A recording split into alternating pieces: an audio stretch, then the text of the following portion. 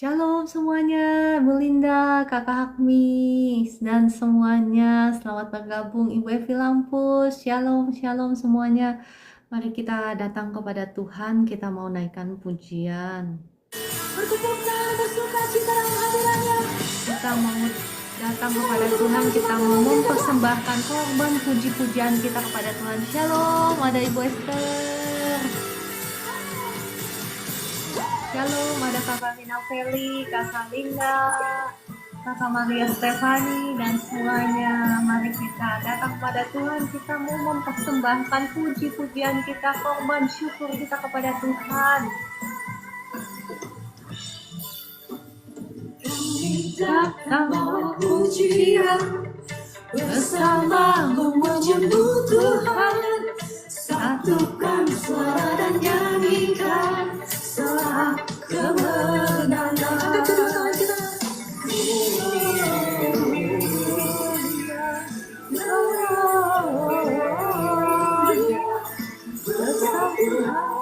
Ditinggikan atas segalanya.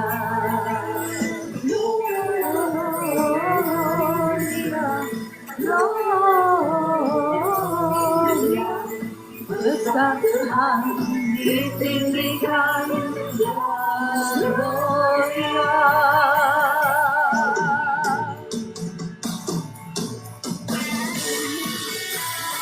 Haleluya, puji Tuhan. Terima kasih Tuhan untuk pagi hari yang baru. Terima kasih untuk kamarmu yang baru. Terima kasih untuk kasih setiamu dalam hidup kami. Terima kasih Tuhan yang tanpa kehidupan yang Kau masih berikan. Bersama memuji-Mu Tuhan, satukan suara dan nyanyikan doa kemenangan. Haleluya. Datang bawa pujian, bersama memuji-Mu Tuhan, satukan suara dan nyanyikan doa kemenangan. Gloria,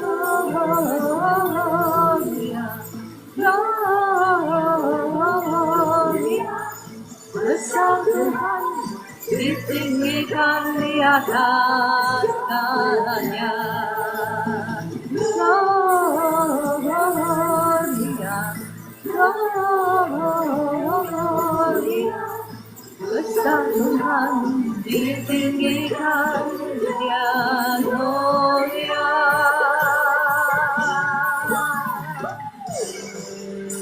Haleluya, terima kasih Tuhan. Kaulah jaminan kemenangan kami, Kaulah puji-pujian kami, Engkaulah kemenangan kami. Terima kasih Tuhan Yesus. We give you glory, we give you honor, we give you praise for all that you are. We give you glory, we give you honor, we give you praise, Lord. We give you glory, we give you honor, we give you praise for all that you are. We give you glory, we give you honor, we give you praise, Lord. We give you glory, we give you honor, we give you praise for all that you are. We give you glory, we give you honor, we give you praise. Gloria, Gloria, besar Tuhan ditinggikan di atas segalanya. Gloria, Gloria, besar Tuhan ditinggikan dia, Gloria.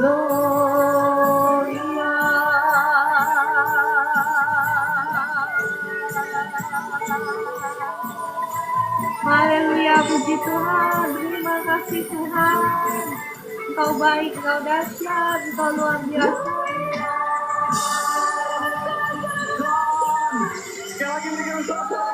Haleluya, puji Tuhan. Terima kasih Tuhan. ada sukacita Bapak Ibu. Sukacita kita itu ya bukan dari kenyataan atau situasi ya, tetapi sukacita kita mau taruh di hadapan Tuhan. Sukacita kita mau letakkan kepada Tuhan sumber sukacita kita. Oke, kita mau kembali menaikkan puji-pujian, kita mau nyanyikan kasih Allah tak berkesudahan.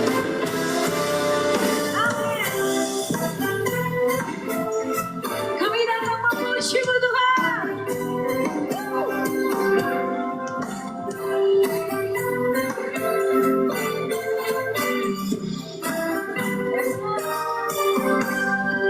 Kasih Allah tak berkesudahan, selalu baru setiap hari. Rahmat-Nya pun tak pernah berakhir seumur hidupku. Kasih Allah tak berkesudahan, selalu baru setiap hari. Rahmat-Nya pun tak pernah berakhir seumur hidupku. Dengan sukacitaku kan menari, dengan sorak-sorai memuji, ku naikkan pujian haleluya. Nyanyi bagi Dia Sang Raja, nyanyi bagi Dia Sang Raja. Ya, saya percaya ada sukacita ya Bapak Ibu. Kesudahan selalu baru setiap hari. Rahmat-Nya pun tak pernah berakhir seumur hidupku. Yes. Kasih Allah tak berkesudahan, selalu baru setiap hari. Rahmat-Nya pun tak pernah berakhir seumur hidupku. Dengan sukacitaku kan menari, dengan sorak-sorai memuji, ku naikkan pujian haleluya.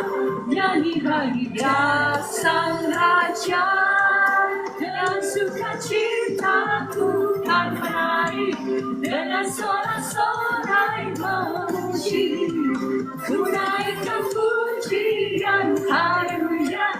Nyanyi bagi Dia Sang Raja, nyanyi bagi Dia Sang Raja.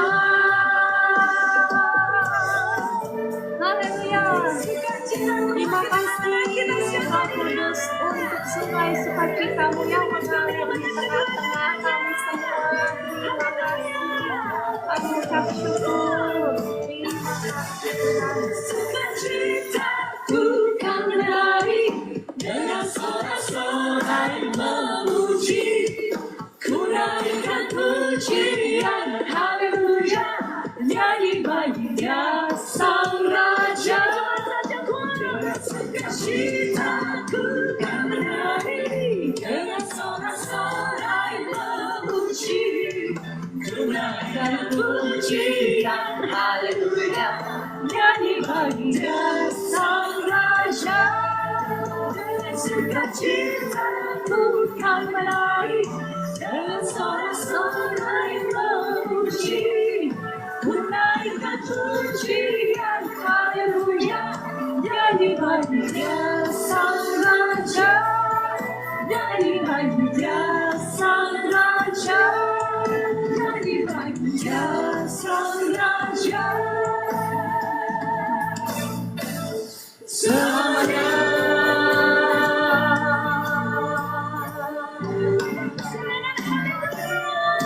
Haleluya, puji Tuhan. Ya, terima kasih Tuhan Yesus. Engkau baik, Engkau sungguh luar biasa. Kami hendak menaikkan puji-pujian sukacita kami di hadapan Engkau, karena Engkaulah sumber daripada sukacita kami. Puji Tuhan, haleluya, glory, glory be to God in the highest. Oke, Bapak Ibu, tibalah saatnya bagi kita semua untuk mendengarkan suara firman Tuhan. Mari sebelumnya saya undang kita semua untuk berdoa. Bapa di surga, Tuhan Yesus Roh Kudus, terima kasih sekali lagi kami naikkan puji-pujian kami kepadamu Tuhan. Kami mengucap syukur untuk pagi hari yang baru ini kami boleh ada sebagaimana kami ada semuanya semata-mata karena anugerah-Mu. Terima kasih Engkau tidak pernah meninggalkan kami, tetapi Engkau selalu ikut campur di dalam segala situasi yang terjadi bahkan dalam hidup kami. Terima kasih Tuhan. Engkau bekerja dalam segala sesuatu untuk mendatangkan kebaikan bagi orang-orang yang mengasihi-Mu. Kami mengucap syukur dan sebentar kami mau mendengarkan firman-Mu. Roh Kudus, mari kiranya Engkau yang ambil alih pelayanan ini dari awal hingga akhir. Engkau yang berotoritas, Engkau yang berkuasa, dan urapi setiap kami dengan minyak baru-Mu ya Tuhan. Bukakan telinga kami untuk kami boleh mendengar firman-Mu dan mengerti firman-Mu. Dan Roh Kudus, tolonglah kiranya Engkau yang menaruh setiap perkataan-Mu di bibir mulut hamba-Mu ini. Dalam nama Tuhan Yesus, amin ya. Shalom, ada Kakak Vivi, Ibu Elita, Ibu Mercy, Kakak Dewi, Ibu Eli, ya. Shalom, Kakak Pimping. Terima kasih sudah bergabung semuanya. Sebetulnya saya itu rindu banget membawakan satu topik baru ya, karena banyak sekali yang bertanya kepada saya mengenai topik baru ini, yakni topik puasa. Tetapi kita lanjut sedikit ya mengenai takut akan Tuhan. Ini belum selesai topiknya, sedikit saja gitu ya. Nanti kalau Tuhan izinkan besok baru saya akan mulai dengan topik baru, yakni puasa. Ya, banyak sekali yang bertanya, puasa Kristen itu seperti apa sih ya?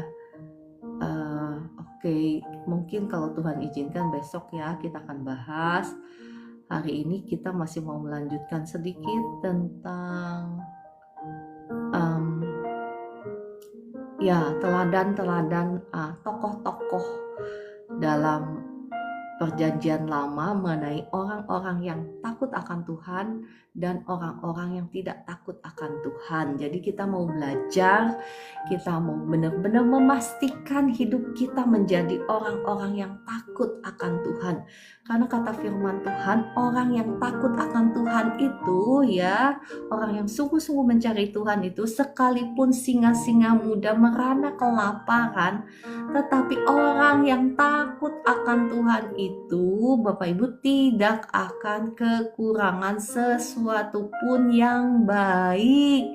Jadi itu ya Bapak Ibu yang setiap hari, mohon maaf ya, datang sama saya minta mohon didoakan ada pemulihan keuangan, pemulihan ekonomi. Ya sebetulnya Bapak Ibu yang harus engkau cari itu, ya carilah Tuhan dan hiduplah takut akan Tuhan, karena itu adalah jaminan Tuhan, jaminan firman-Nya bahwa Anda dan saya tidak akan, perhatikan, tidak akan kekurangan sesuatu pun yang baik. Oke, ya saya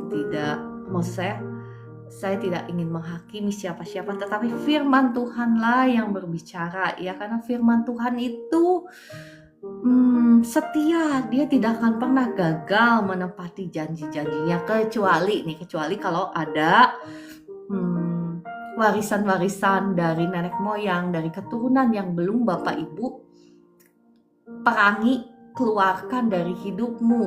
Tetapi kalau engkau benar-benar sungguh-sungguh hidup takut akan Tuhan, maka engkau tidak akan pernah kekurangan sesuatu pun yang baik. Oke, kita lanjutkan ya Bapak Ibu. Kemarin kita sudah membahas bagaimana Raja Yosafat itu raja yang takut akan Tuhan, yang beribadah kepada Tuhan, yang menyembah Tuhan.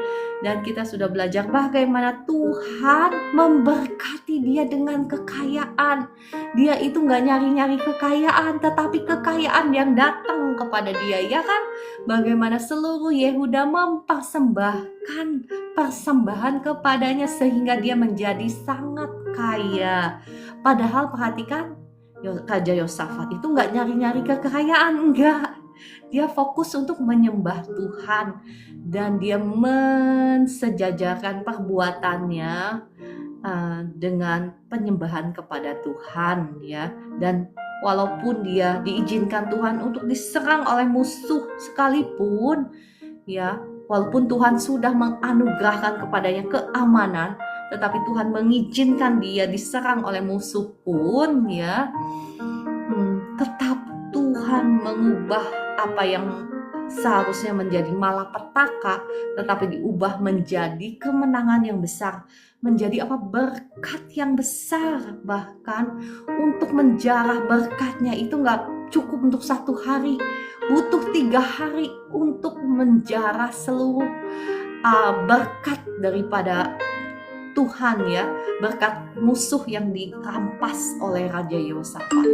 Demikianlah orang-orang yang takut akan Tuhan. Nah, hari ini tentukan pilihanmu, mau menjadi orang-orang yang menyembah Tuhan atau menyembah UANG ya kan. Nah, sekarang kita mau belajar dari tokoh Raja Yehuda, anaknya Yosafat, yang menyembah bukan menyembah Tuhan, tetapi menyembah Allah-Allahnya dunia ini ya. Oke, kita mau melihat dari 2 Tawarik 21 ya. Hari ini kita mau mulai melihat dari 2 Tawarik 21 ayat 10. Kita mau membaca tentang Raja Yoram. Raja Yoram itu anaknya Raja Yosafat. Sayang sekali ya, Raja Yosafat itu kan takut akan Tuhan, tetapi dia salah bergaul Bapak Ibu. Dia itu berteman baik dengan Raja Israel. Raja Israel itu yang tidak menyembah Tuhan. Nah, apalah jadinya? Mereka itu besanan. Nah, salah mengambil besan ya. Jangan sampai kita juga salah ya.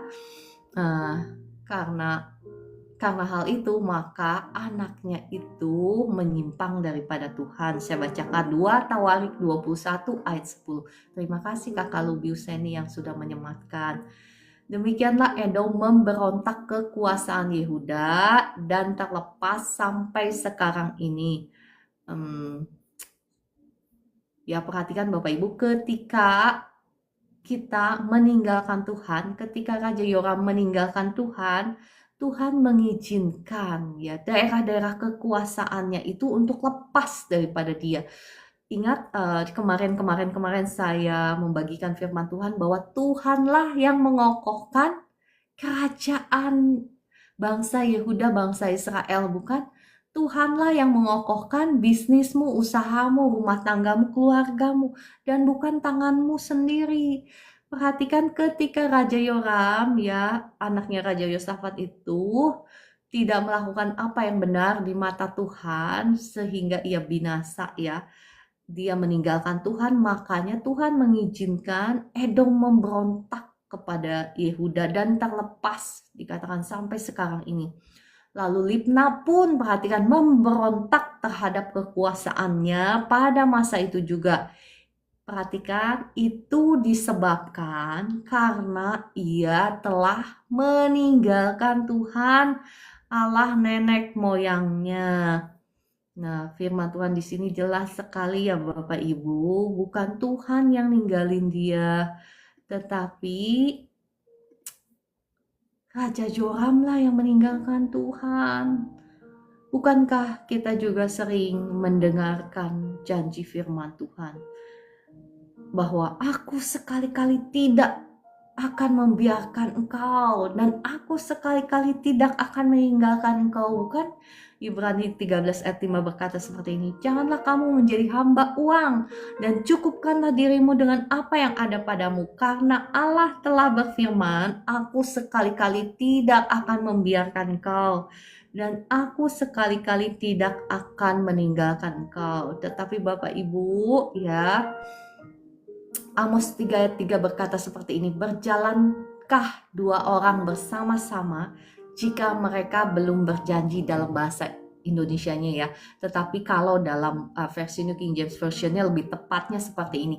Berjalankah 2 orang bersama-sama jika mereka tidak setuju?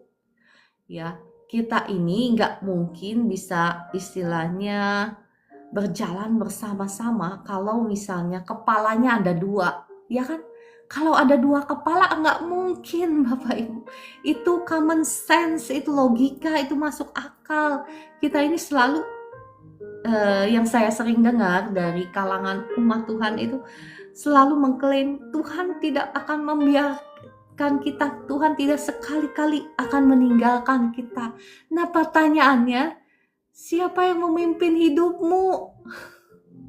Apakah Tuhankah yang memimpin hidupmu ataukah dirimu sendiri? Tuhan tidak akan pernah memaksa Anda ataupun saya untuk mengambil pilihan mengikut Dia, enggak. Bapak Ibu ya, jangan salah, Tuhan tidak akan pernah memaksa karena kita ini diberikan kehendak bebas, pilihan bebas. Kalau kita maunya pilih jalan kita sendiri, kalau kita maunya memuaskan keinginan daging kita, maka Tuhan juga walaupun begitu menyayangi kita, ya seringkali kita ini gagal paham, mohon maaf ya, mungkin bukan Bapak Ibu tetapi orang-orang di luar sana ya, yang saya perhatikan, seringkali kita nggak mengerti jalan-jalan Tuhan, kita gagal paham, kita berpikir bahwa Tuhan tidak akan pernah meninggalkan aku. Nah, kalau ketemu susah ya, udah pilih jalan sendiri, udah gitu kita menikmati akibatnya, mengalami penderitaan, kesusahan, udah gitu kita nyalahin Tuhan, nanya sama Tuhan, lah Tuhan kenapa katanya janjimu engkau tidak pernah sekali-kali meninggalkan aku, kenapa sekarang engkau izinkan saya mengalami hal seperti ini, ya kan? Saya melihat banyak sekali umat Tuhan yang masih bertanya seperti itu, tetapi kalau selidik punya selidik ya, kalau mau jujur, mungkin seseorang bisa ada di situasi seperti itu, misalnya situasi penuh dengan air mata, penderitaan. Coba selidik punya selidik, apakah seseorang itu sudah menghidupi jalan-jalannya Tuhan? Apakah seseorang itu sudah sungguh-sungguh mengasihi Tuhan? Ataukah seseorang itu sudah mengasihi dunia, ya, sudah memilih jalan-jalannya sendiri. Ya, ayo Bapak Ibu, kita mau benar-benar jujur ya, benar-benar jujur di hadapan Tuhan.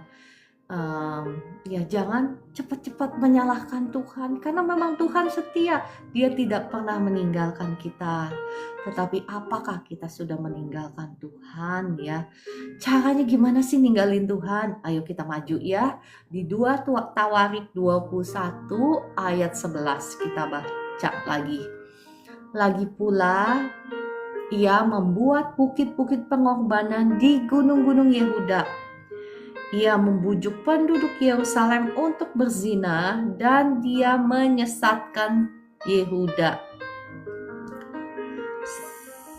Lalu sampailah kepadanya sebuah surat dari Nabi Elia yang bunyinya, beginilah firman Tuhan Allah Daud, bapa leluhurmu, karena engkau tidak hidup mengikuti jejak Yosafat ayahmu dan Asa Raja Yehuda, melainkan hidup menurut kelakuan raja-raja Israel dan membujuk Yehuda dan penduduk-penduduk Yerusalem untuk berzina, sama seperti yang dilakukan keluarga Ahab, dan juga karena engkau telah membunuh saudara-saudaramu, seluruh keluarga ayahmu yang lebih baik daripadamu. Perhatikan, maka Tuhan akan mendatangkan tulah besar atas rakyatmu, anak-anakmu, istri-istrimu, dan atas semua harta milikmu.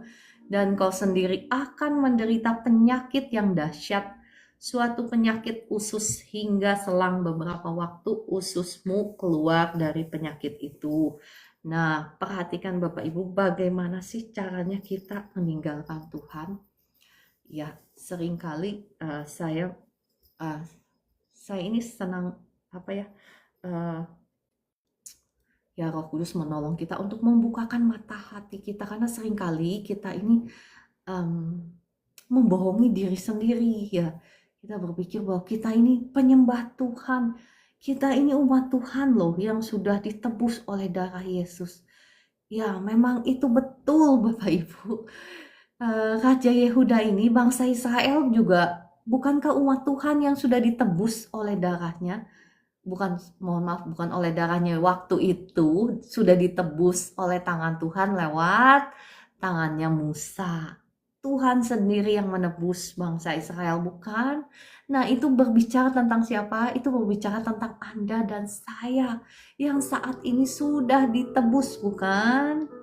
Cuman saat ini kita sudah ditebus oleh darahnya yang mahal. Bukan lagi oleh tangan Musa ya, tetapi oleh darahnya yang mahal. Bukankah mereka semua sudah ditebus? Tetapi perhatikan, ketika mereka memilih jalan-jalannya sendiri dengan cara apa? Membuat bukit-bukit pengorbanan di gunung-gunung Yehuda. Ingat kemarin-kemarin saya sudah bagikan bahwa ketika penyembah-penyembah si jahat itu mempersembahkan korban di atas mesbah mereka, seringkali disertai dengan perbuatan-perbuatan dosa ataupun kejahatan-kejahatan ya. Nah, perbuatan-perbuatan dosa itu ya entah tidur sana tidur sini gitu, Bapak Ibu paham ya, saya tidak mau mengatakan secara vulgar gitu ya, karena ini di TikTok disensor ya. Ketika mereka melakukan seperti itu, sebetulnya itu adalah simbolik Bapak Ibu. Kalau kita juga melakukan hal yang sama, walaupun kita tidak berkata kita menyembah si jahat, kita itu sesungguhnya sedang membangun altar penyembahan kepada si jahat.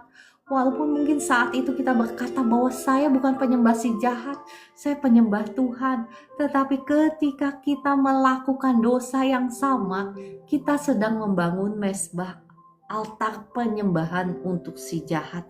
Dan si jahatlah yang berkuasa atas hidupmu dan hidupku. Ya jangan sampai ya, dalam nama Tuhan Yesus kami tolak ya, kami tolak keluar, tidak akan pernah terjadi. Amin, amin, amin. Nah, demikian pula makanya kita baca lagi 2 Tawarik 21 tadi ayat 13 ya. Ayat 11 kan mereka membangun bukit-bukit pengorbanan di gunung-gunung Yehuda ya kan. Saya tidak akan baca lagi ya. Ayat ke-13 dikatakan seperti ini. Melainkan ayat ke-12 berkata seperti ini, karena engkau tidak hidup mengikuti jejak Yosafat. Perhatikan, tidak hidup mengikuti jejak Yosafat. Bapak Ibu, penyembahan yang sejati itu adalah apa? Menyembah Tuhan di dalam roh dan kebenaran. Di dalam perbuatanmu itu loh. Di dalam perbuatanku itu loh. Itu adalah penyembahan yang sejati. Jadi penyembahan yang sejati kepada Tuhan itu bukan hanya di mulut. I love you Lord gitu ya. Aku cinta padamu Tuhan Yesus, aku cinta padamu Tuhan Yesus. Bukan hanya di mulut. Penyembahan sejati yang Tuhan inginkan adalah di dalam roh dan kebenaran. Nah, kebenarannya ini saya terjemahkan ya. Kebenarannya itu harus dinyatakan di dalam perbuatan kita, Bapak Ibu. Ketika kita melakukan kebenaran, ketika kita melakukan keadilan, ketika kita hidup di dalam kasih, itu sesungguhnya kita sedang menjadi penyembah-penyembah Tuhan. Ya, ayat yang ke-13 saya bacakan lagi. Melainkan hidup menurut kelakuan raja-raja Israel dan membujuk Yehuda dan penduduk Yerusalem untuk berzinah sama seperti yang dilakukan keluarga Ahab.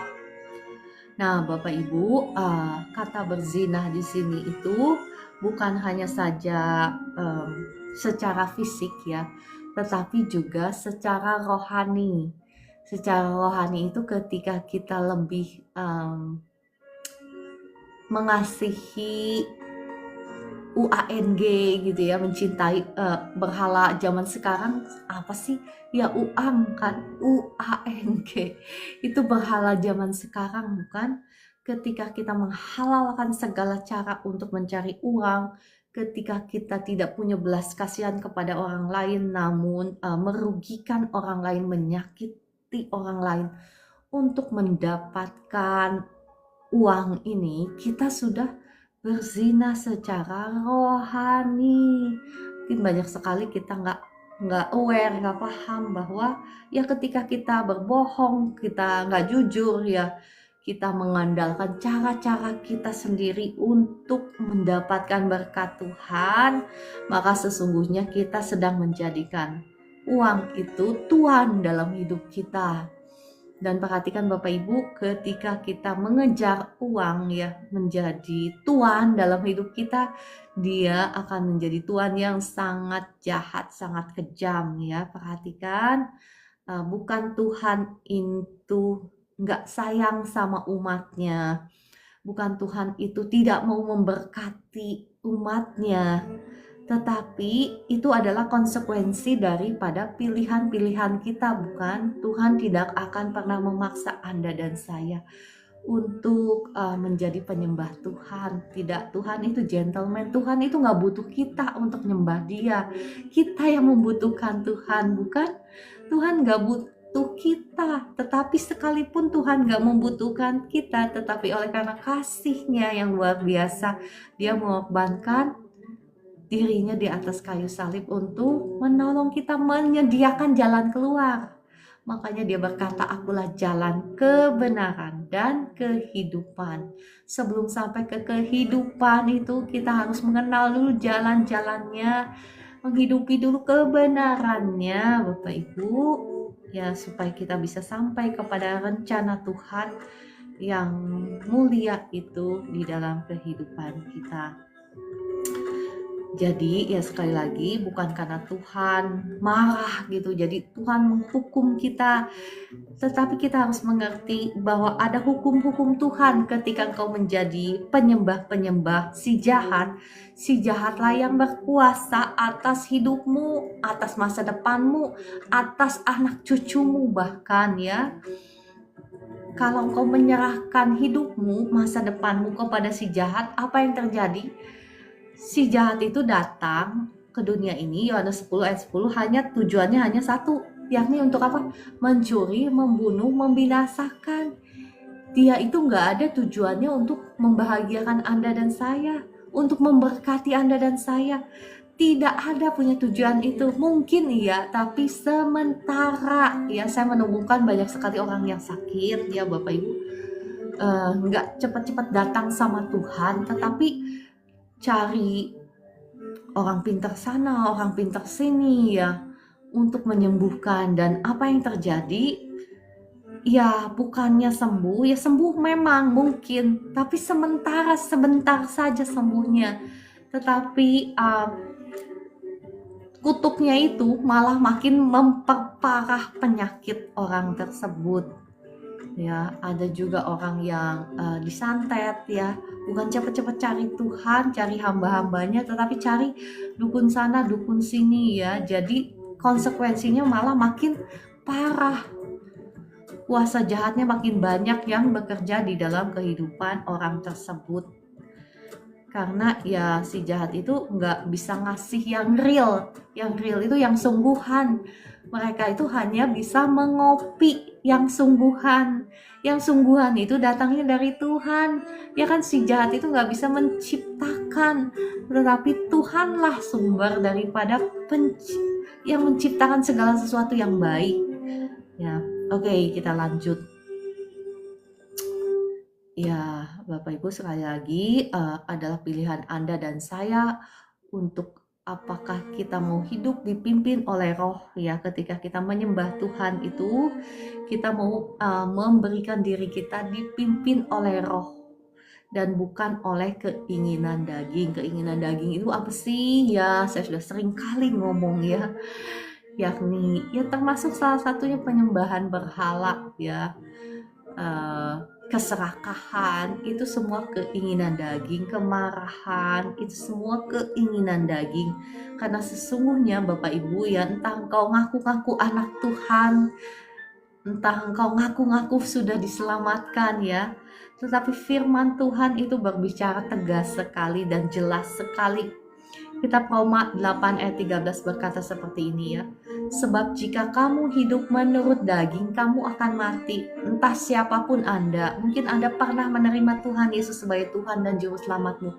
Tetapi jikalau engkau selalu mengizinkan keinginan dagingmu itu untuk berkuasa dalam hidupmu, ya maka apa? Kata Roma 8 ayat 13. Sebab jika kamu hidup menurut daging, kamu akan mati siapapun Anda. Apakah engkau ngaku-ngaku sudah menjadi anak Tuhan ya? Tetapi tetap konsekuensinya, barang siapa menabur di dalam dagingnya, dia akan menuai kebinasaan, kata kitab Galatia 6 ya. Oke, saya lanjutkan kembali. Roma 8 ayat 13 berkata seperti ini. Tetapi jika oleh roh kamu mematikan perbuatan-perbuatan tubuhmu, kamu akan hidup. Hidup di sini itu ya, bukan hanya saja hidup kekal seperti saya berpikir zaman dulu ya. Hidup itu pikirnya hidup kekal. Bukan kata aslinya itu ya, bukan hanya hidup kekal, tetapi itu tuh mencakup kesehatan ya. Vigorous life bahasa Inggrisnya, bahasa Indonesianya hidup yang penuh vitalitas, penuh dengan kekuatan ya. Hidup, berbicara tentang hidup yang ada di dunia ini juga ya kan. Karena ayat ke-14, Roma 8 ayat ke-14 berkata seperti ini dengan tegas. Semua orang yang dipimpin roh Allah adalah anak Allah. Jadi siapakah yang dipimpin oleh maksud saya, siapakah yang menjadi anak-anak Allah sungguhan? Yakni mereka yang dipimpin oleh roh Allah ya. Memang Bapak Ibu, saya pernah membagikan ada 3 level anak-anak Allah ya kan. Masih ingat? Siapa yang masih ingat ya? Level bapak-bapak, level dewasa, level anak-anak ya. Level anak-anak ini ya, entah seberapa lama mereka sudah ikut Tuhan, tetapi kalau mereka masih terus-menerus dipimpin oleh keinginan daging, mereka masih level anak-anak. Dan level anak-anak ini tidak akan mungkin bisa mewarisi kalau terus-menerus ya, tidak hidup di dalam pertobatan ya. Mereka tidak akan mungkin mewarisi warisan daripada Bapa di surga, bukan? Karena seperti kita Bapak Ibu, kita tidak akan mungkin memberikan warisan kepada anak kita yang belum ngerti, ya kan? Ya kan? Kita tidak akan mungkin memberikan sebuah mobil kepada anak kita yang umur 5 tahun, bukan? Masuk akal, bukan? Karena apa? Karena kan mencelakakan dirinya, ya kan? Tetapi akan memberikan warisan kita kepada mereka yang sudah dewasa, sudah mengerti isi hati kita, ya kan?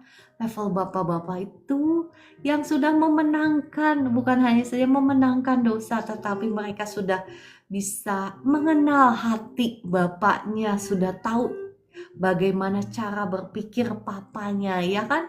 Bagaimana jalan-jalan daripada papanya sudah ngerti. Makanya papanya bisa mempercayakan warisan itu kepada anaknya. Nah, siapakah Anda dan saya saat ini? Anda dan saya termasuk kategori yang mana? Ya, Roh Kudus tolong ya, tolong setiap kita sehingga kita mengerti di mana level kita saat ini berada, dan kita juga mau bertumbuh terus. Karena yang menjadi anak-anak itu ya rugi ya. Rugi Bapak Ibu. Kenapa? Ya belum dipercaya dengan kuasa-kuasa. Ya nggak akan dipercaya lah. Masa Tuhan mempercayakan kuasanya kepada anak-anaknya yang mungkin masih ya jatuh bangun gitu ya, masih dikuasai oleh dosa. Tidak akan mungkin Tuhan mempercayakan kekuasaannya. Dan bagaimana mungkin engkau bisa menaklukkan musuhmu kalau engkau nggak punya kuasa, ya kan? Bagaimana mungkin engkau bisa menaklukkan musuh-musuhmu? Nah, musuh-musuhmu itu siapa?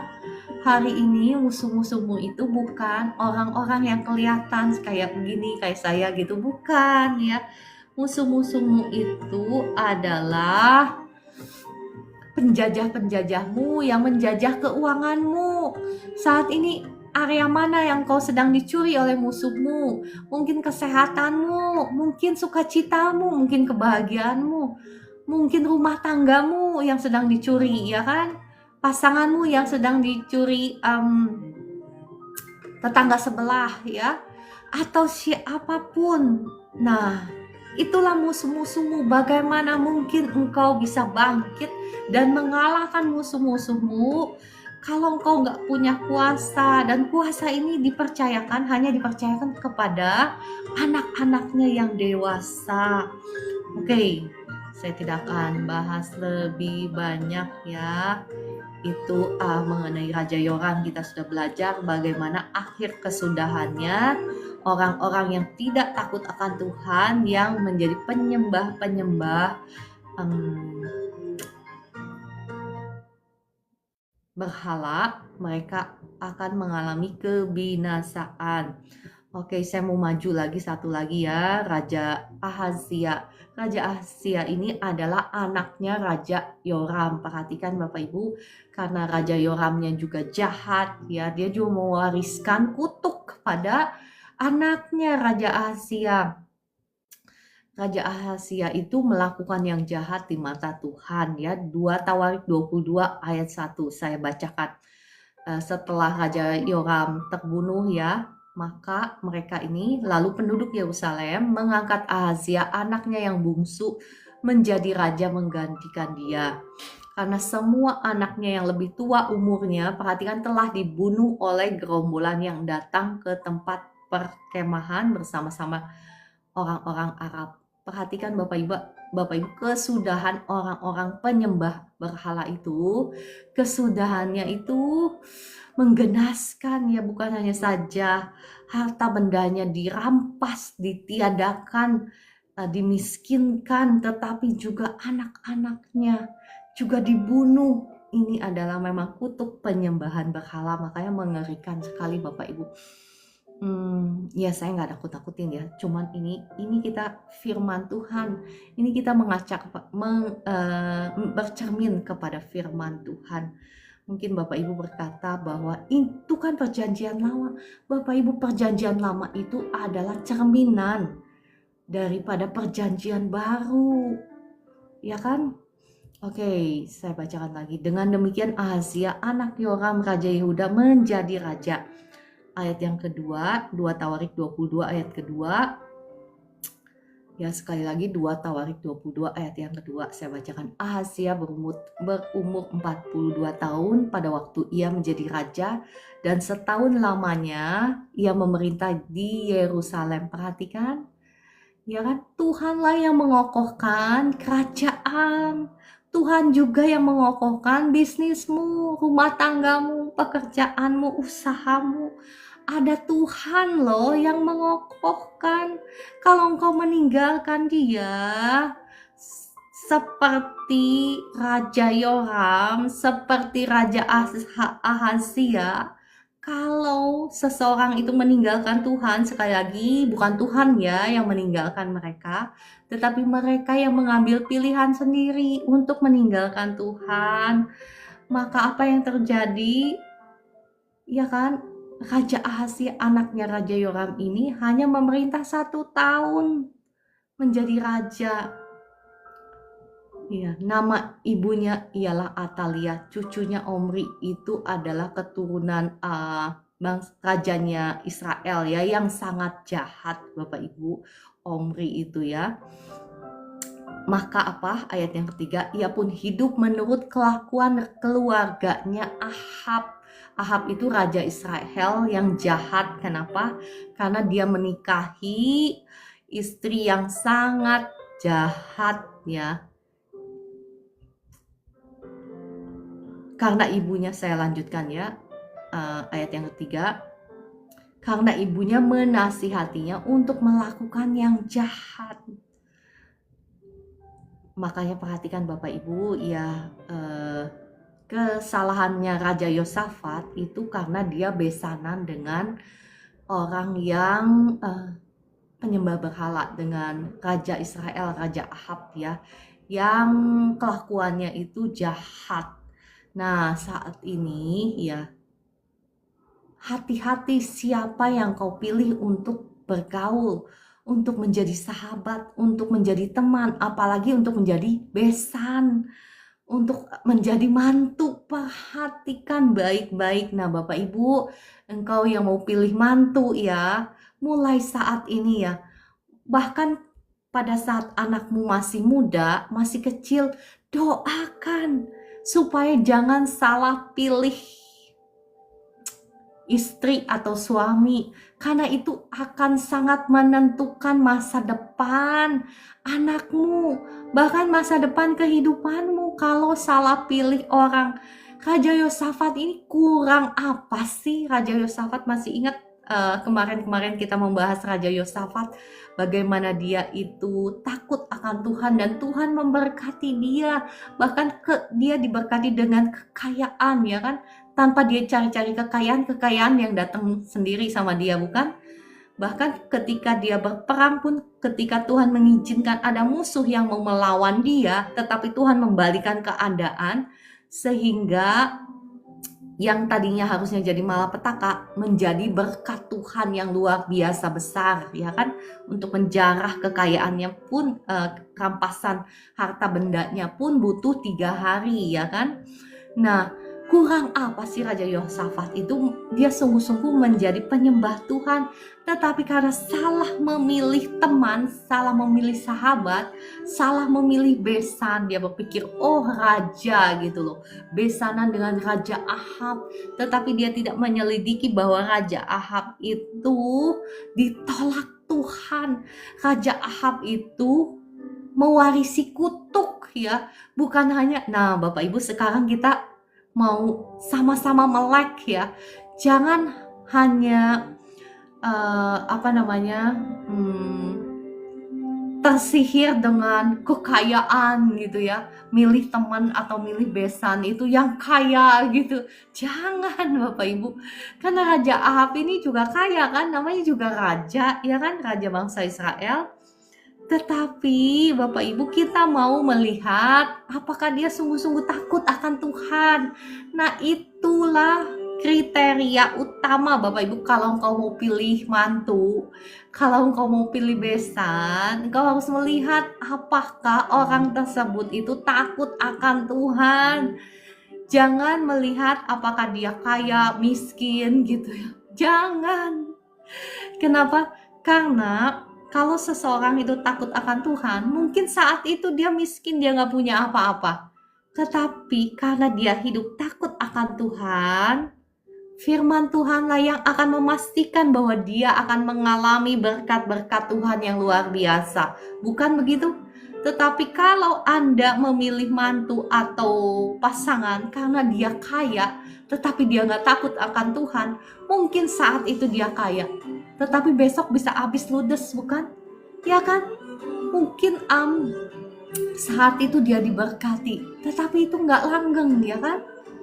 Nah, Bapak Ibu, kalau perlu Anda itu puasa ya, doa untuk memastikan bahwa cari pasangan yang tepat, yang takut akan Tuhan, atau cari mantu yang takut akan Tuhan.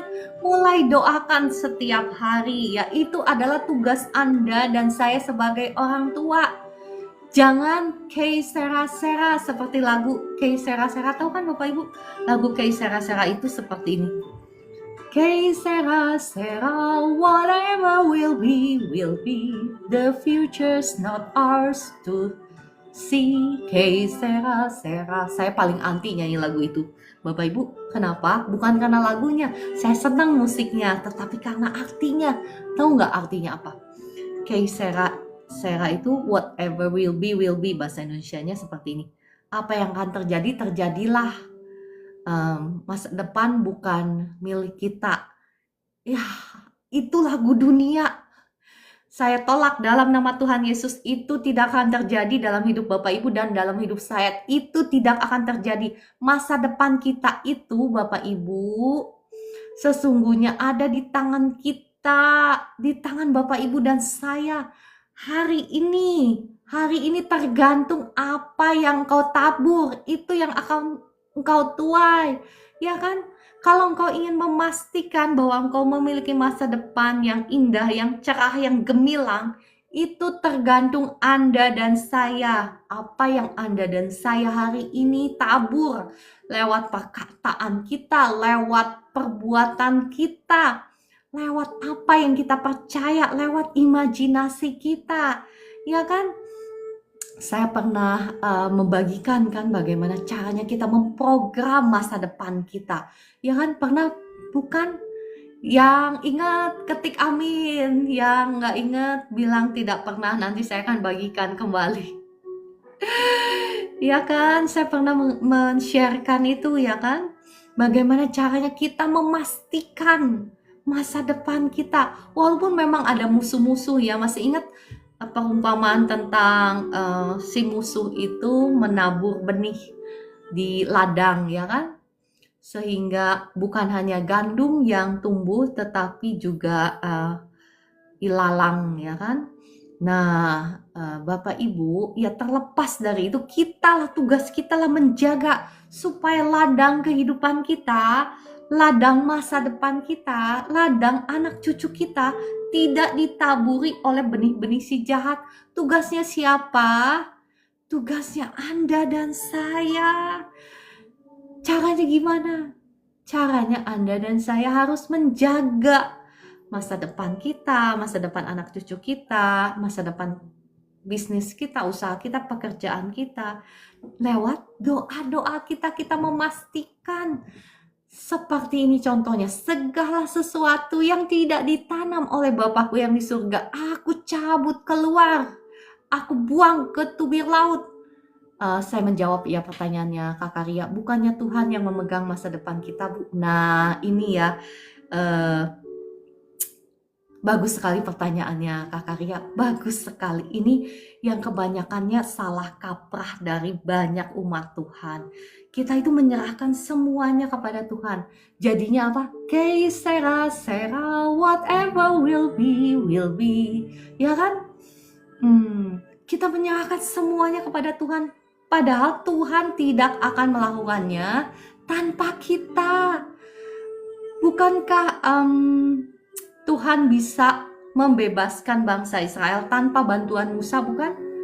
Ya kan? Tetapi Tuhan tidak akan melakukannya tanpa Musa. Tuhan senang bekerja sama dengan kita. Tuhan memang menunjukkan kepada kita jalan-jalannya. Tetapi it's up to you and me. Tergantung Anda dan saya, apakah kita mau menghidupi jalan-jalannya. Kalau kita mau menghidupi jalan-jalannya, maka firman Tuhan itu sendiri akan memastikan bahwa kita akan mengalami kemenangan demi kemenangan, kemuliaan demi kemuliaan. Kalau kita, sekali lagi, kehendak bebas kita itu Bapak Ibu ya, kehendak bebas kita, apakah kita mau menghidupi jalan-jalannya. Tetapi kalau kita memilih jalan-jalan kita sendiri, kita nggak akan sampai ke padang rumput yang hijau, di mana kita tidak akan kekurangan sesuatu pun yang baik. Nggak akan sampai Bapak Ibu. Mungkin tadi Kakak Ria yang nanya ya, baru gabung ya. Dan tadi di awal saya sudah menjelaskan bahwa ada keinginan daging, ada keinginan roh ya. Bahwa seringkali kita itu berpikir bahwa ya semuanya tugas Tuhan, janji Tuhan ya dan amin. Tetapi kita nggak ngerti caranya sampai ke situ gimana. Itu kita nggak paham. Kita menyerahkan semuanya kepada Tuhan.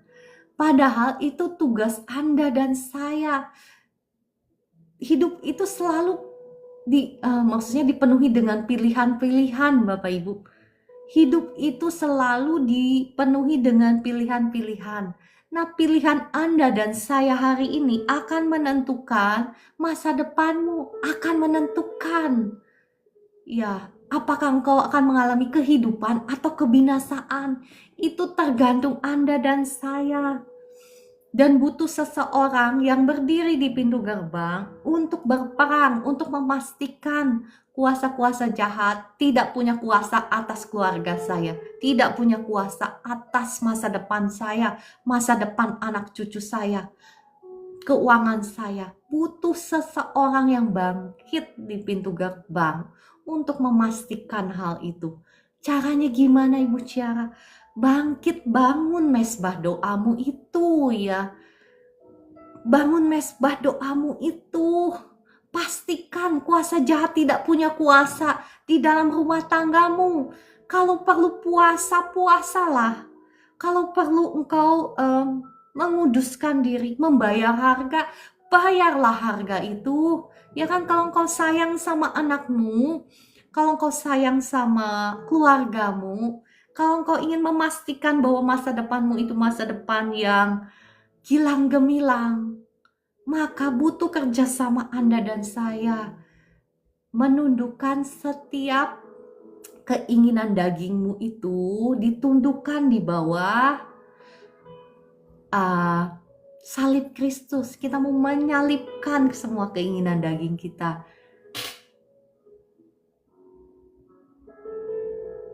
Mohon maaf ya, tadi ada verifikasi di TikTok. Sebetulnya saya masih kepengen bicara sangat banyak ya mengenai hal ini. Karena kenapa? Karena terima kasih ya tadi kakak Ria yang bertanya. Karena memang pemahaman banyak orang percaya itu seperti kakak Ria itu. Dan mohon maaf ya, ketika mereka mengalami penderitaan, kesusahan, kebinasaan, ada banyak orang, banyak umat Tuhan yang menyalahkan Tuhan. Padahal kalau selidik punya selidik ya bukan salah Tuhan, bukan. Itu adalah pilihan-pilihan Anda dan saya. Mungkin Anda dan saya berkata, itu bukan pilihan saya kok, saya dari kecil benar-benar aja gitu nyembah Tuhan, saya juga nggak melakukan yang nggak benar misalnya. Nah, pertanyaannya, engkau dan saya ini sebetulnya produk dari warisan daripada nenek moyang kita, papa mama kita. Apa yang mereka lakukan itu diwariskan kepada kita, entah itu berkat, entah itu kutuk ya. Nah, butuh seseorang yang bangkit di pintu gerbang dan berkata seperti ini. Ada tertulis bahwa darah Yesus sudah menghapus setiap kutuk nenek moyangku, sudah menghapus setiap kutuk orang tua saya. Saat ini saya tidak mewarisi kutuk. Hai engkau, kutuk kegagalan. Hai engkau, kutuk penderitaan. Hai engkau, kutuk sakit penyakit. Engkau, kutuk langit tembaga. Kutuk masa depan, keluar. Engkau sudah tidak punya hak atas hidup saya. Karena darah Yesus yang sudah menghapuskan setiap kutuk saya. Nah, butuh seseorang yang bangkit berdiri dan berkata seperti itu. Dan memastikan bahwa hal itu terjadi di dalam hidupmu. Memastikan segala sesuatu yang Tuhan Yesus sudah bayar di atas kayu salib itu menjadi kepunyaanmu. Karena itu sudah diberikan kepada kita di alam roh, Bapak Ibu. Sudah ya, bukan belum. Sudah diberikan kepada kita. Tetapi untuk itu termanifestasi di alam yang kenyataan ini, yang bisa dilihat ini, butuh Anda dan saya yang bangkit. Berdiri di pintu gerbang, berdoa. Menguduskan diri kita mau menjadikan diri kita itu mesbah, altar penyembahan bagi Tuhan. Ya, sekali lagi kenapa? Karena kita tidak akan mungkin bisa menang kalau kita masih toleransi dengan si jahat. Karena kata firman Tuhan, tunduklah kepada Allah dan lawanlah si jahat, ya kan? Kalau kita nggak mau mempersembahkan hidup kita sebagai persembahan yang hidup, yang kudus dan berkenan kepada Tuhan, seperti tertulis di Roma 12 ayat 1, bagaimana mungkin kita bisa akan menang, mengalahkan musuh-musuh kita? Kitanya sendiri yang harus memastikan bahwa kita ini tidak lagi membangun korban-korban kepada membangun bukit-bukit penyembahan ya, korban-korban penyembahan kepada si jahat, ya kan?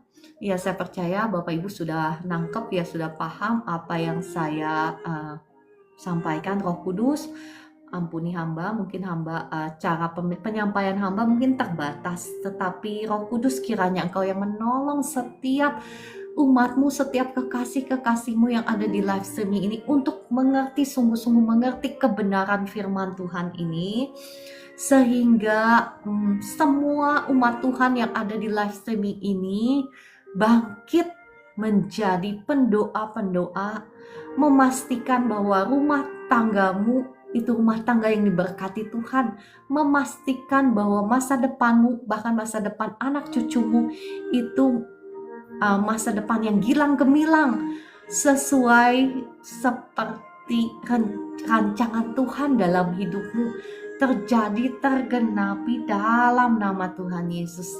Amin, amin, amin. Oke, mari kita berdoa, doa berkat.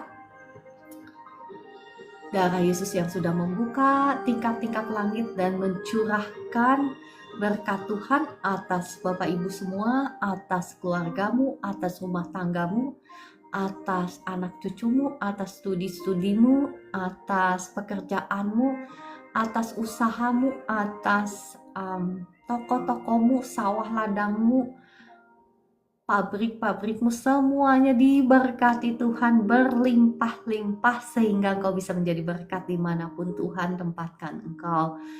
Dan saya juga berdoa bagi Bapak Ibu yang sedang sakit. Roh Kudus, terima kasih Engkau sudah hadir di tengah-tengah kami. Roh Kudus, hamba-Mu mohon kiranya datanglah, jamahlah, lawatlah setiap umat-Mu dimanapun mereka berada saat ini, di rumah mereka masing-masing saat ini. Hamba-Mu mohon Roh Kudus, datanglah, lawatlah setiap kami, jamahlah setiap kami. Ada kebebasan bagi engkau yang saat ini sedang terbelenggu, belenggumu hancur, patah dalam nama Tuhan Yesus. Setiap belenggu-belenggu dosa, belenggu sakit penyakit, belenggu kutuk kelemahan tubuh, kutuk sakit penyakit, kutuk penderitaan atas hidupmu sudah hancur, sudah patah dalam nama Tuhan Yesus.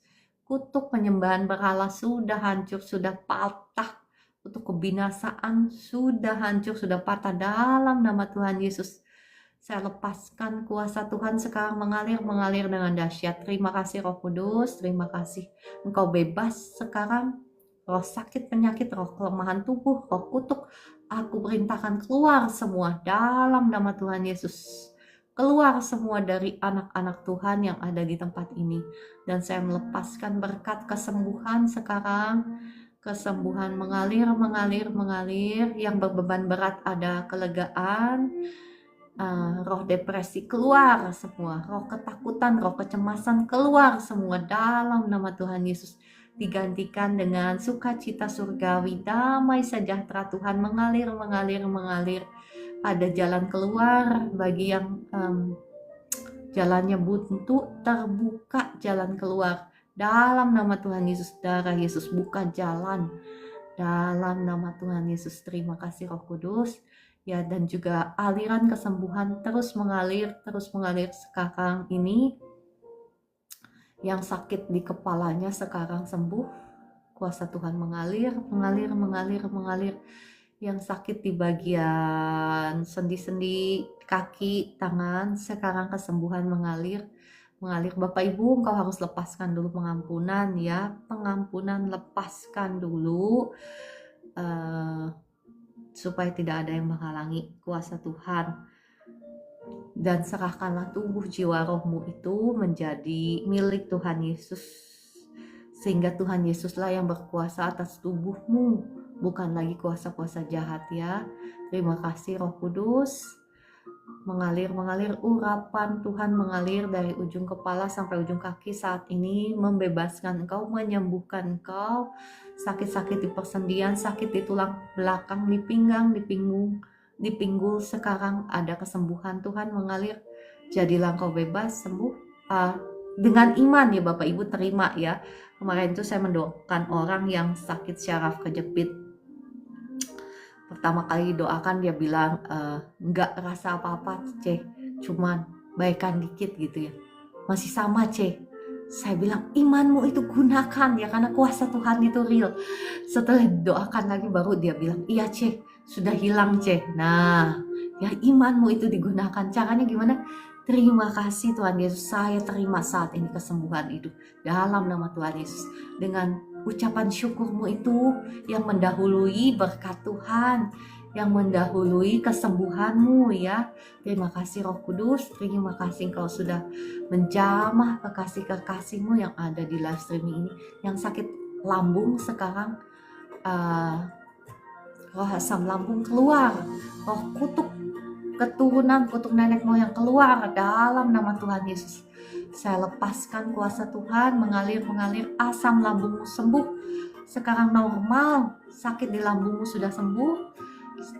Dadamu yang sesak sekarang sudah sembuh dalam nama Tuhan Yesus. Mengalir kuasa Tuhan, mengalir. Terima kasih Roh Kudus, terima kasih Tuhan Yesus, terima kasih Bapa di surga. Saya memberkati setiap organ dalam tubuhmu berfungsi dengan baik. Tekanan darahmu normal, gula darahmu juga normal, ginjalmu berfungsi dengan baik, jantungmu juga berfungsi dengan baik, normal, peredaran darahmu lancar, tidak ada penyumbatan, pankreasmu juga, livermu juga, semuanya berfungsi dengan baik, syaraf-syarafmu juga berfungsi dengan baik dalam nama Tuhan Yesus. Terima kasih Bapa di surga, terima kasih Tuhan Yesus, terima kasih Roh Kudus. Ya, terima kasih kesaksiannya Kakak Vivi, ya kepala sakit kepalanya sudah sembuh. Puji Tuhan, haleluya. Puji Tuhan. Bapak Ibu yang mau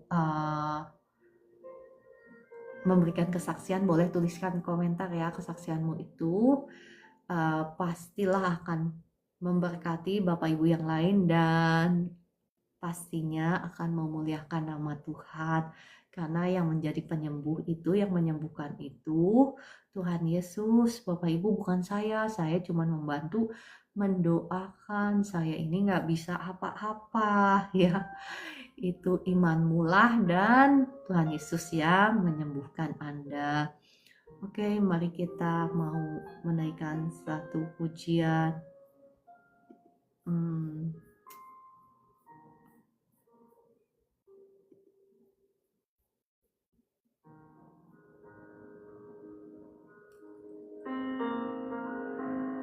Oke, kita naikkan pujian Semua Baiklah ya. Semua baik.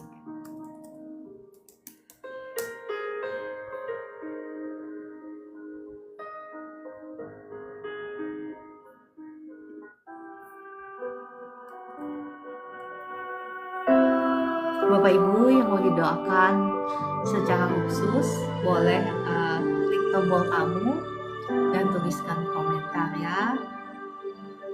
Dari semula telah kau tetapkan hidupku dalam tanganmu, dalam rencanamu Tuhan. Rencana indah telah kau siapkan bagi masa depanku yang penuh harapan.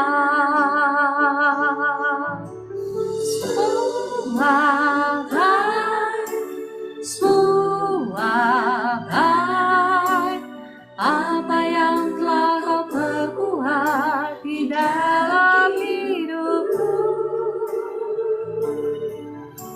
Semua baik, sungguh dan amat baik, kau jadikan hidupku berarti.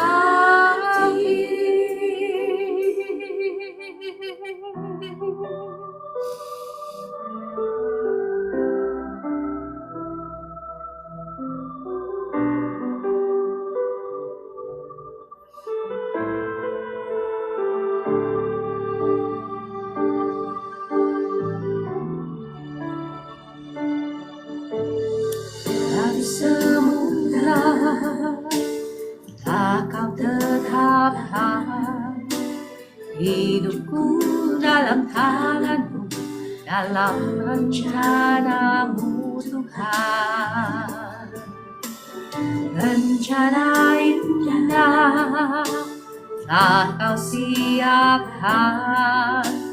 bagi masa depanku yang penuh harapan.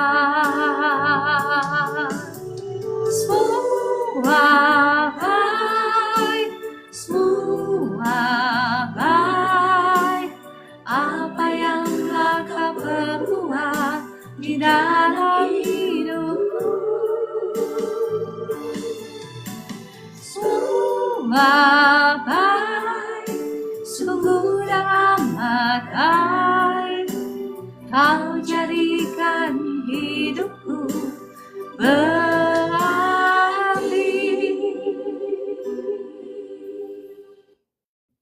Ya, Bapak Ibu, pujian ini sekali lagi yang mengingatkan kita sesungguhnya yang tepat seperti ini ya Bapak Ibu.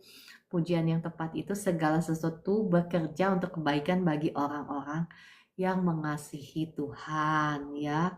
Nah, ini juga sesuatu yang seringkali salah kaprah bagi umat Tuhan ya, berpikir bahwa segala sesuatu yang baik yang terjadi dalam hidup kita, bahkan keburukan pun. Nah, tetapi pertanyaannya buat siapa dulu? Karena janji firman Tuhan itu untuk orang-orang yang mengasihi Dia, segala sesuatu dibuat menjadi kebaikan. Tetapi bagi orang-orang yang mengasihi dunia, ceritanya nggak seperti itu ya Bapak Ibu. Ya mohon maaf, mungkin firman Tuhan yang saya bagikan itu keras ya. Kita kan maunya ya mendengarnya yang enak-enak gitu ya. Tetapi ya mohon maaf, firman Tuhan tidak berkata seperti itu ya. Nggak apa-apa ya, saya ini mengasihi Bapak Ibu, jadi saya suka ngomong apa adanya walaupun tidak enak di telinga. Oke, kita lanjutkan puji-pujian ya. Kakak Vivi minta apa? Sungai Sukacitamu. Sungai sukacitamu mengalir dalamku. Yes. Sebentar ya, saya lagi cari dulu lagunya. Siapa ya itu ya? Lagunya Warren Sihotang kah? Bukan kayaknya ya.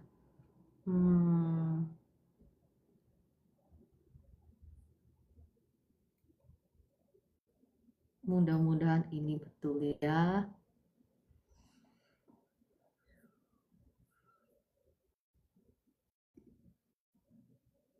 Ayo kita bersukacita dalam Tuhan. Kita bersukacita di dalam Tuhan ya. Mari kita siap untuk memuji Tuhan dengan bersukacita. Yang siap katakan amin. Amin. Haleluya. Terima kasih Tuhan Yesus. Sungai sukacitamu mengalir dalamku. Yes. Terima kasih Kakak John. Anggur sukacitamu melimpah dalamku. Ku menari dan bersuka, pujiku di setiap waktu, sebab sungai sukacitamu ada dalamku.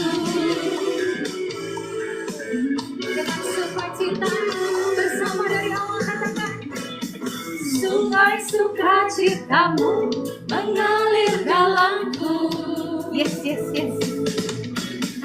Anggur sukacitamu melimpah dalamku. Sebab itu kami menari dan bersuka, pujimu di setiap waktu, sebab sungai sukacitamu ada dalamku. Mari bersama menari bersamamu, bersuka di dalammu, mengikutimu Tuhan dalam kegerakanmu, melayanimu Tuhan di dalam sukacitamu. Sebab hanya Tuhan yang membuat sukacitaku penuh. Haleluya, kita kami menari dalammu. haleluya, damai. Sukacitamu mengalir dalamku. Yes, yes, yes. Sanggur sukacitamu melimpah dalam Rumah saat ini buat Bapak Ibu Saudara. menari bersuka. Pujimu di setiap waktu, sebab sungai sukacitamu ada Mari dalam bisa kita menari bersama dengan sigar. Kawan mengalir. mengalir bersamamu, bersuka di dalammu, mengikutimu Tuhan dalam kegerakanmu, melayanimu Tuhan. Kami bersuka cita. Di dalam sukacitamu, sebab hanya Tuhan yang membuat suka citaku penuh. Mari sekali lagi katakan mengalir. Mengalir bersamamu, bersuka di dalammu, mengikutimu Tuhan dalam kegerakanmu,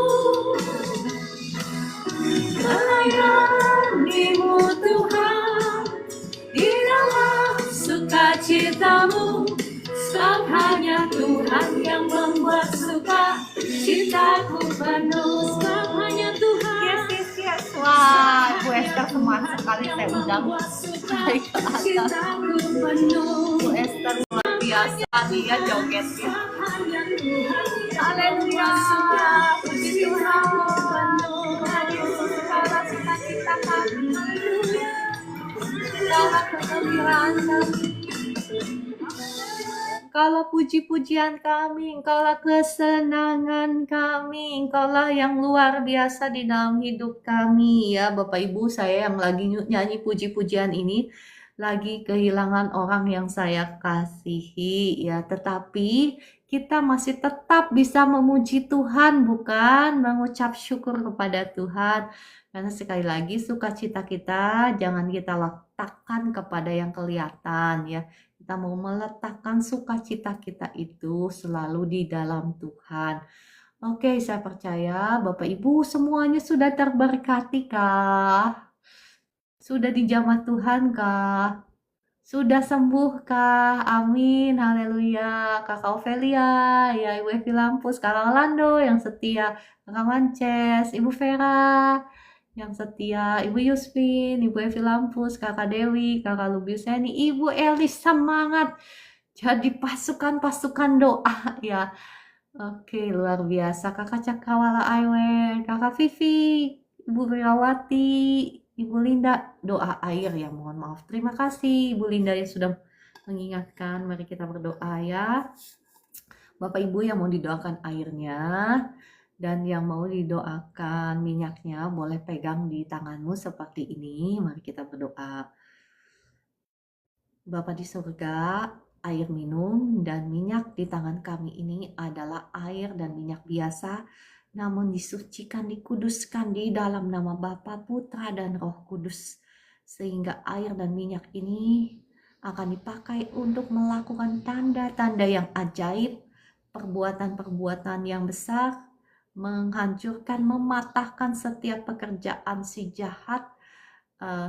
Setan-setan akan lari dan kesembuhan akan terjadi. Bahkan berkat Tuhan akan dilimpahkan lewat air dan minyak ini di dalam nama Tuhan Yesus. Amin, amin, amin. Ya Bapak Ibu, kau bisa minum ya air minum ini atau berikan kepada orang yang sakit, dan bahkan minyak yang ada di tangan Bapak Ibu itu kau bisa berikan dengan iman di dalam nama Tuhan Yesus. Maka itu akan menyembuhkan orang yang sakit, akan melakukan tanda-tanda yang ajaib, tanda-tanda yang heran. Ya saya ingat ya waktu itu saya itu lagi doain buat rumah saya yang udah lama nggak laku, tidak tersewa. Jadi pada waktu itu pasaran harga sewa itu lagi hancur gitu ya, dan saya minta harga yang tinggi gitu, yang sangat tinggi, yang ajubileh gitu kata agen properti di situ ya. Nah apa yang terjadi? mereka itu bilang, nggak mungkin harganya segini. Terus saya bilang, nggak apa-apa, saya mau harganya segini. Gitu ya. Nah, apa yang terjadi Bapak Ibu, saya oleskan ya, gagang pintu rumahnya itu ya, saya oleskan setiap hari dalam doa, diberkatilah rumah ini tersewa dengan harga sekian ya. Nah, apa yang terjadi Bapak Ibu ya, mungkin 1 bulan deh ya, 1 bulan lewat, tetapi walaupun si agentnya, tahu kan agen properti itu bilangnya, nggak mungkin harganya segitu. Tapi ya puji Tuhan, dalam tempo 1 bulan ya saya mendapatkan penyewa yang harganya ajubile gitu ya, di atas rata-rata ya. Makanya tidak ada yang tidak mungkin, tapi kembali lagi kepada imanmu juga ya. Ya, Bapak Ibu bisa mengoleskan ya minyak tersebut kepada yang sakit atau kepada ya apa saja yang kau ingin urapi ya, urapi itu. Engkau juga bisa urapi rumahmu itu ya, kau urapi dengan minyak itu, oleskan. Ini rumah milik Tuhan Yesus, tidak boleh ada kuasa-kuasa jahat, roh-roh jahat yang berkuasa atas rumah tanggaku, atas keluargaku, atas anak cucuku ya, peperangan gitu. Engkau yang harus berdiri di pintu gerbang untuk berdoa ya kan. Masa suruh hamba Tuhan yang pagi siang sore malam, ya boleh aja, memang itu tugas, memang itu komitmen saya di hadapan Tuhan ya, berdoa. Cuman aneh loh Bapak Ibu, beberapa hari ini nama Bapak Ibu itu nggak muncul di TikTok saya. Biasanya kan ketahuan gitu 100 penonton yang paling, maksud saya 100 penonton pertama gitu ya, biasanya muncul namanya, jadi saya bisa doakan satu persatu. Sekarang hilang gitu untuk beberapa hari ini, jadi saya nggak bisa memantau monitor. Oh si A misalnya udah lama nggak muncul, nggak bisa karena nggak tercantum di TikTok ya, nggak tahu kenapa, mungkin glitch gitu ya. Oke, saya rasa semuanya sudah terberkati ya, puji Tuhan. Bapak Ibu, kalau yang sakit, yang mau didoakan secara khusus, yang malu-malu untuk masuk ke live streaming ini, atau mungkin karena waktu ya terlalu lama, Bapak Ibu boleh melihat di profil TikTok saya. Di situ ada nomor handphone saya. Bapak Ibu bisa chat pribadi, nanti saya atau Ibu Esther yang akan mendoakan ya. Oke, terima kasih Bapak Ibu untuk kebersamaannya. Tuhan Yesus memberkati Bapak Ibu semua. Terima kasih Bu Esther untuk doa-doanya. Ya, selamat pagi semuanya. Shalom, sampai jumpa besok pukul 4 pagi. Tuhan Yesus mengasihi Bapak Ibu semua. Shalom.